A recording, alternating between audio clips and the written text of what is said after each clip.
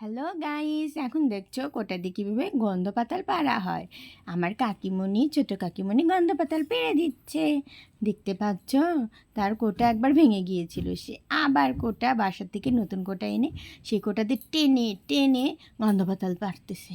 আরে পাতার ডাল তো আসতেই চাচ্ছে না, আসবে না, তাকে জোর করে আনা হবে। এই যে দেখো, তাকে টেনে হিচড়ে নিয়ে আসা হচ্ছে।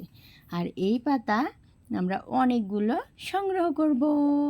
এটা একটা আয়ুর্বেদিক গাছ, তোমরা অনেকেই জানো, এবং এই পাতার ঝোল খাওয়া অনেক বেশি উপকার। ওই যে দেখো, সে তার হাল ছাড়া ব্যক্তি নয়, সে পাতা টানছে টানছে, আর আমি তো ভিডিও করছি।